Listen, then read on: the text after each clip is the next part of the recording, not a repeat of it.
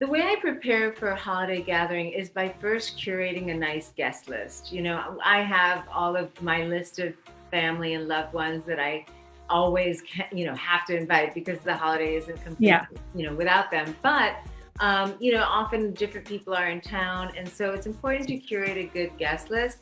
And then once you have that guest list, think about what everyone's food preferences are, because you don't want to be making a million dishes. If there are 3 out of 8 people that are vegan, try to make at least a couple things that are vegetarian. And that, say you have a dish like a roasted squash with boursin on it, right? Drizzled with pomegranate molasses, and you just stick it in the oven. And then when it comes out, you just put knobs of boursin in it. Or you can put it back into the oven for like 5 minutes just to get melty. Boursin is so crumbly and creamy that it can be served both just straight out of the fridge, Yeah. or crumbled over, or you can also bake it and it gets really melty and nice. So I would make something like that, but if I had 3 vegans there, I would just wait to add the cheese so that they can enjoy that sticky roasty squash too. So that's also going to make your life easier, because you don't want to make a whole new dish just for those 3 people, but you're inviting them to share the holiday to your table. You want them to feel catered to and welcome. So that's one tip. Know who you're cooking for. Another tip is make sure you plan a menu that doesn't have 7 dishes that all have to be finished at the last minute. You'll drive yourself crazy. And if you're having a good time and you're relaxed, your guests will be relaxed. Do your research. Find recipes that you think look juicy. Do not make them for the first time on the day of the dinner party. Make them, on a night where you've got nothing going on and there's no pressure, and it's sort of the activity of making the recipe, not the result. Manage your recipes. Make sure you're comfortable making them. Do not try a new recipe out on the day of the dinner party. And then, understand that your guests are coming there to share in your company, not to be wowed and impressed. I think we're all a little intimidated by entertaining, because we haven't really done it as regularly as we used to before pandemic. I think this is the first big holiday season, and so it can be daunting for people. We're all exhausted. We're all super busy, and yet we want these beautiful tables, and we have to remember that less is more, and that people are just there to enjoy each other's company. I love putting things in the oven, I do. And especially as the weather gets colder, it's just really beautiful to have a big roast.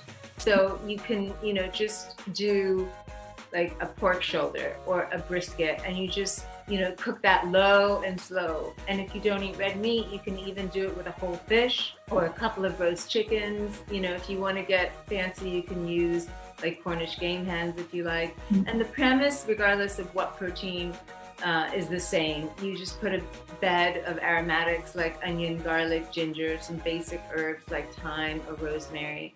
And then you just want to, use salt, pepper, a lot of olive oil, and roast that, to the time that the protein needs. If you're serving vegetarian guests, I do a huge stew of beans, like a ribollita. I have a lot of vegetarians in my family. That way they're getting protein. They're just not getting a collection of sides. And there are great recipes for lentils and white beans that are super forgiving. And that will just, you can make that hours ahead or even the day before, and it's actually better. And you can just simmer it on the stove and just serve really beautiful bowls of it with some crusty bread, a crisp winter salad, either before or after. And you can even, if you want to dress it up, you can put knobs of boursin in every bowl. Like one time I did just acorn squash that I scooped out and baked, and then I put the lentils inside it, and then just melted a little boursin, and then put the cover, which, it's almost like cutting a pumpkin without the face, but doing it with acorn squash. And you just slice a little bit. You have to be careful when you slice at the bottom so it sits properly, it doesn't kind of dance. For me, it's parlor games. My family and I are really competitive at charades and Pictionary, which I'm not good at. I'm great at charades, but I'm lousy at Pictionary. And what I do at Christmas is I buy everyone really inexpensive onesies, and then we all, like, as soon as they come through the door, I say, here's your onesie, please put it on. Because in my family, we do not dress up for holiday parties. We actually dress down. I mean, we do dress up a little bit for Diwali, which is right around the corner. But other than Diwali, which we dress to the nines for, we actually want to be comfortable so that we can relax, and people are just laying around my couches, you know, all day long. And it's like a little bit of eating, a little bit of gossiping, a little more eating, a little bit of charades, a little more eating and drinking, some Pictionary, and we just like bounce back and forth.